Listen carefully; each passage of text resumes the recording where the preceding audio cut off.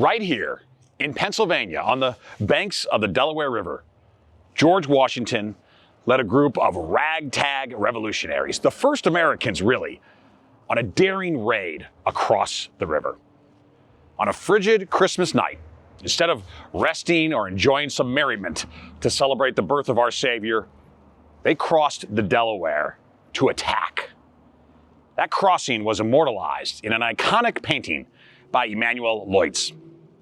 Even more important than the military victory, it became an amazing PR win for the rebels, a signal to more cautious Americans that this band of fighters, they could actually win and they could forge a new nation. Today, we stand here as inheritors of this glorious past.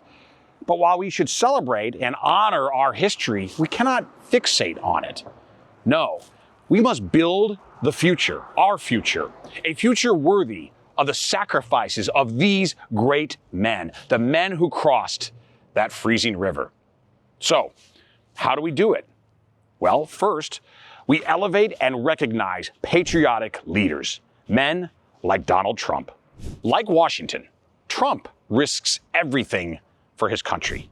In this Commonwealth of Pennsylvania, Trump was shot in the head because he stands for regular Americans, for working people who have been so abused by the ruling class, just as the American colonists were abused by the British elites back in 1776. Also like Washington, Trump is a wealthy man who could enjoy a life of ease and plenty.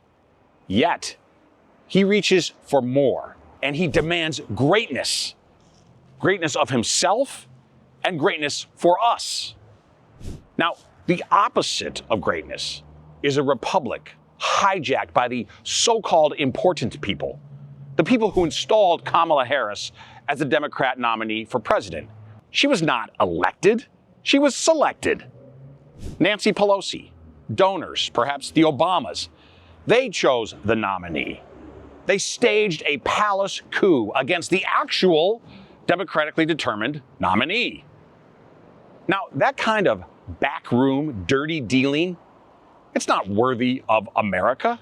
It surely is not the republic that these brave men fought for when they crossed this river on Christmas night. Kamala has never earned one single vote for president. Not one. Not in 2020, when she flamed out completely, and not in this 2024 cycle, when she simply helicoptered in as the choice of the power brokers.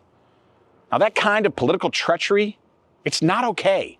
And it's not American. As Americans, we need to harness the revolutionary spirit to be rebels, at least politically speaking.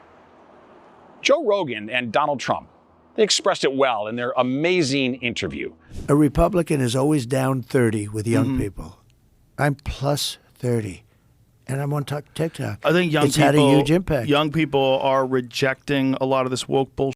Young people are tired of being yelled at and scolded. They're tired of these people that they think are mentally ill telling them what the moral standards of society should be today. And people are upset. There's a big difference now, but even in just a couple of years, I was shaking hands with people. They're young people. The rebels are Republicans now. They're like, you want to be a rebel, you want to be punk rock, you want to buck the system, you're a conservative now. The true rebels now are the patriots who are willing to buck the prevailing mores and restrictions of the ruling class. Are we ready to save our nation? Are we willing to stop merely complaining and to be spurred on to action? Will we prove ourselves worthy as the sons and daughters of the founders who risked everything to cross the Delaware and create the United States? I know we have it within us, but we must act. We must vote. We must win. We must be America at its very best.